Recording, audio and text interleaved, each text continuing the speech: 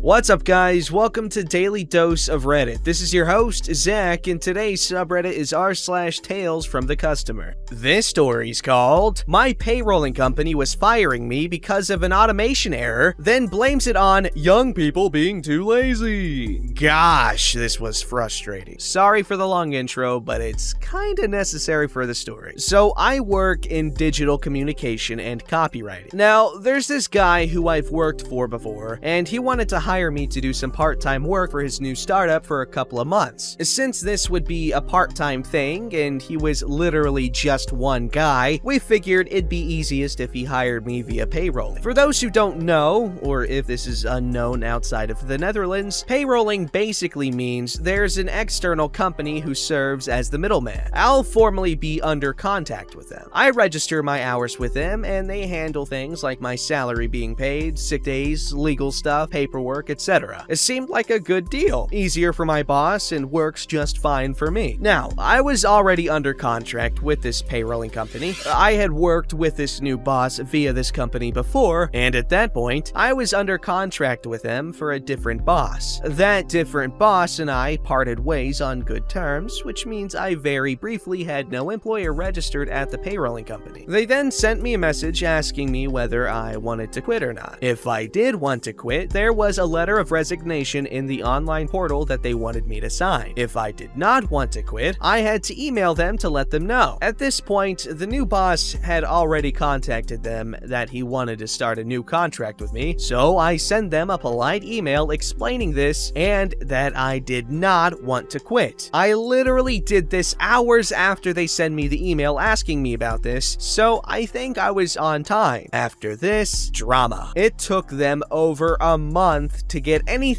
going at all. I was working for over a month basically for no pay because they weren't getting everything ready. During this time, they sent me emails reminding me I had a document I needed to sign. However, that document was the letter of resignation, and I was not resigning, so I ignored those emails. Then, one day, I get an email basically saying this: "You did not reply to our email like we asked and did not sign the letter of resignation. Since you did not take action like we asked, you are now fired. We will pay out your remaining vacation hours within a few days." So, I'm mad. 1, you are the ones who are taking over a month to put me in the system. 2, I did email you. So genuinely frustrated. I immediately call their customer support. Pissed off as I am, I do try to remain as polite as possible. Not like the customer support people can help it. I get connected to a woman who immediately sounded like such a Karen. I explain the situation to her, and she goes on a long-winded speech about how they do stuff at the company. She says that a bunch of stuff they do, including me being fired like that, is automated. She then goes on to explain that they need to do that. Why? To quote her, "We have a lot of young people under contract, and they very often neglect to respond, so we have no choice but to automatically fire them." Yep, she was trying to shift the blame to young people being lazy instead of acknowledging that they made a mistake. She didn't even acknowledge that they made a mistake, let alone apologize for it. She just shifted the blame to young people being lazy. And if you do that, then you really have me on edge. She then continues to ramble about them having to automate stuff like firing because young people don't do what they're asked and blah blah blah. I was getting frustrated, especially because I already told her I did reply like they asked. I eventually interrupted her and said, "Yes, I'm sorry, but what does this have to do with my situation?" Bad idea. She got very insulted. In a very entitled voice, I get back, "Well, I'm trying to explain it. I'm explaining what we do and you're interrupting me. Do you want me to explain it or not?" I'm biting my tongue at this point, but I want to get this resolved first and foremost, so I force out a "sorry" and continue to listen. Thankfully, she did then quickly get to the point and basically told me, "Well, you haven't replied to the email we sent you, so everything's fine. I see a new employer too, so everything's okay." I decided to leave it at that and hung up. Afterwards, I immediately informed my boss, before he got unexpectedly caught in this too. He was just as furious as me and contacted the representative he had spoken to before. Thankfully, this representative was on our side and forced our case through. through. Things turned out okay in the end, with my boss being registered to me, albeit through a very convoluted setup process. We shoved my hours from the last month into recent dates to get them paid out, and I'm currently waiting for the first payment. Better for it, because if that payrolling company actually terminated my contract and paid out my saved days of vacation, they would have had a big storm coming. Normally, I try to be as nice with customer support as possible, because they can't help it that the rest of the company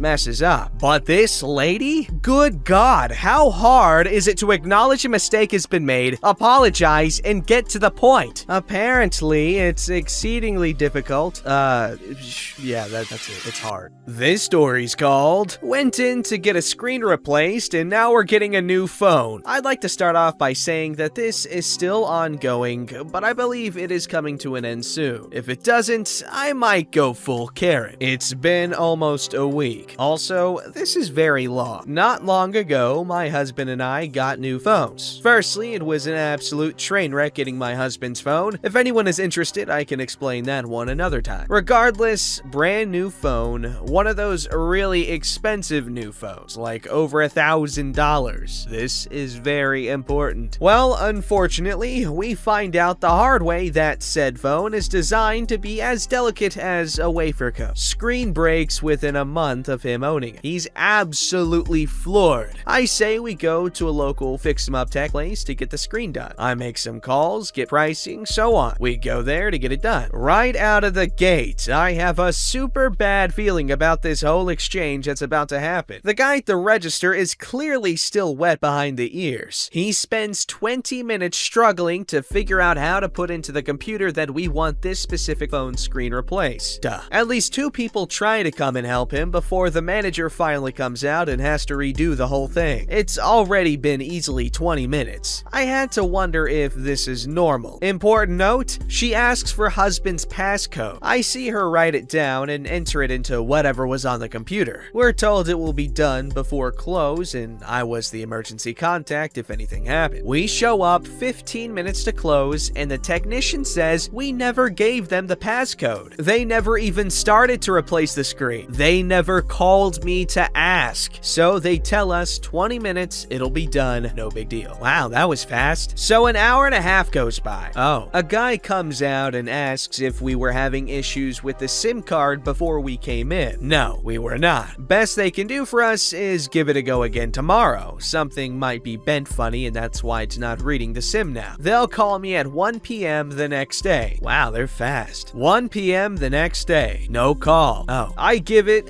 around 30 minutes and call myself. I'm told a technician broke the SIM tray and now they need to go to another store to get said part. That also meant removing all the data, then putting it back in once they were done. This didn't make a lot of sense to me, but what do I know? I'm not a phone person. I ask if this is something that's done by the end of today, maybe tomorrow. No, a week. What the flim flam flapjacks? He asked if we were good. I said, for now. Called husband on his work phone and told him the bad news. He was ticked but ready for it. So I tell him he needs to call them and figure out exactly what's going on. The next day he gives them a call and the situation has devolved. It is no longer the SIM tray just bent out of shape, but the entire motherboard was dead. That means they need to go to the manufacturer to get a new one. Said manufacturer is an absolute monster, as stated previously when he was just trying to buy the dang phone from them. This was not going to end well. We were prepared to hear that it will be a month before we see his phone again. Next day, I have written a script for when I call them. I was ready to beat them down with logic and threaten legal action if it came down to it. I call. I am immediately given a number to the manager. Funky fish sauce! At this point, this was making us crazy. Call the manager and we could hear how scared she was to talk to us. She was frank and honest. The phone was busted. The original technician tried to skip a step in the replacement process and broke the phone to the point it is completely unusable. I'm pretty sure the original people lied to me so they didn't have to reveal how bad the situation was at first. She goes on to explain that they're trying to get the right pieces for the phone to fix it so they don't have to buy a new one because it's new and expensive. Apparently, the owners are now involved involved, and the original technician is terrified he might lose his job. She promises to call me tomorrow with new information from the manufacturer guy about parts. Tomorrow happens, she doesn't call. I call her. She never got in contact with him. Texts me late at night saying she'll talk to him in the morning. She promises she'll call me at noon about whatever the manufacturer guy says tomorrow. Next day noon, no call. I text around 4 p.m. asking what's going on. 7 p.m. rolls around, she says she'll call me. Another hour later, she does. The phone is toast and they have to go through their insurance to buy my husband a new one. Who knows how long that will take or if we even get any of his data back. What an absolute train wreck of an experience. I have never seen so many people working together fail so miserably repeatedly, then try to hide it from us like children. We're never going back there. We're giving them hard 1 stars. Yes, we know upper management and ownership is trying to make us whole, but by God, every single step has just been such a nightmare. If anyone is interested, I can update this post as I learn more. Let's see if we do get a phone for my husband again. Let's see if they make us pay for the screen still. Who knows? Anything could happen at this point. You know what? Honestly, about what I expected, because nothing ever goes smoothly like that. Nothing like that ever does.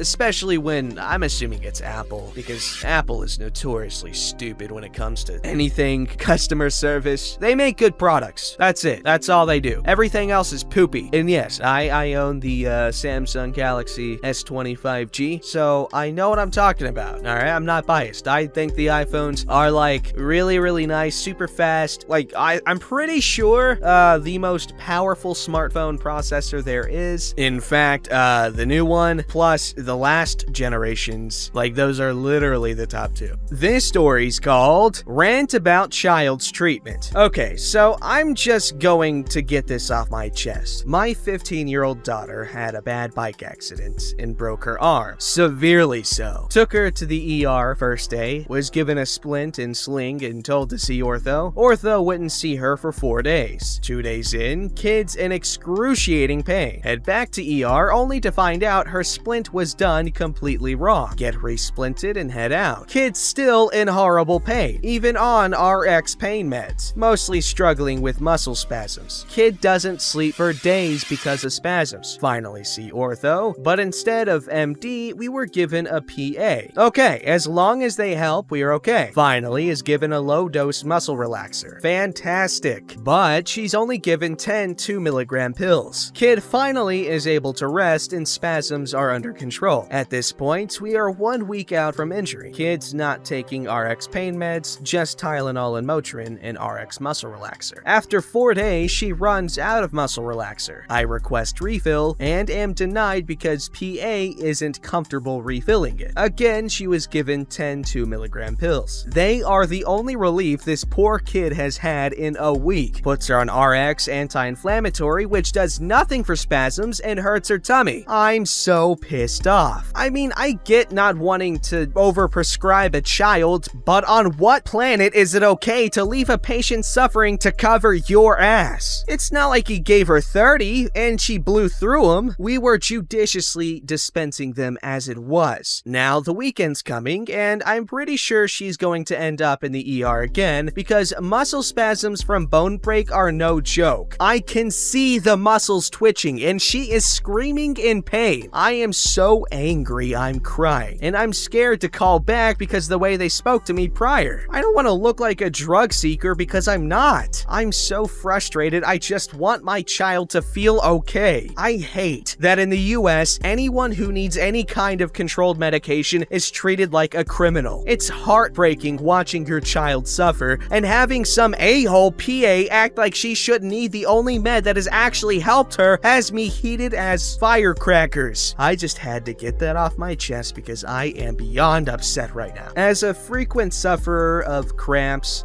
I feel ya, or feel her, because those suck, and I'm assuming muscle spasms are like, you know, rapid cramps, and those really suck probably, especially when you've got a broken arm.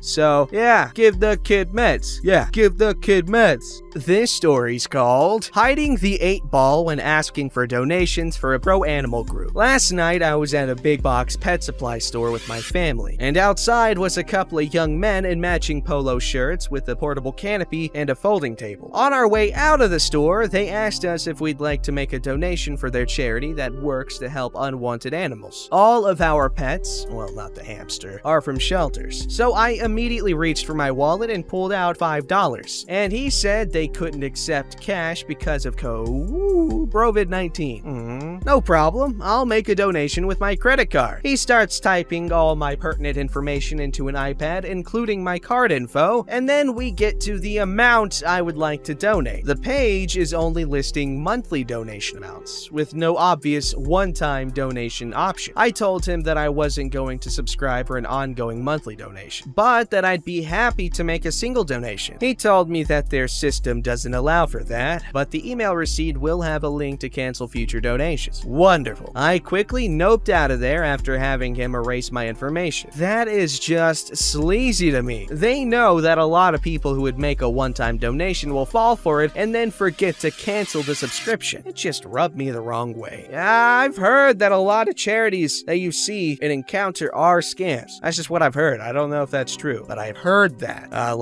One of my favorite sources of financial information and schemes and scams is Frank Reynolds. Absolute genius and master of all things money. If you know who he is, you know what I'm talking about. You know what I mean? If you know, you know. Don't forget to like, subscribe, and hit that bell to never miss an episode.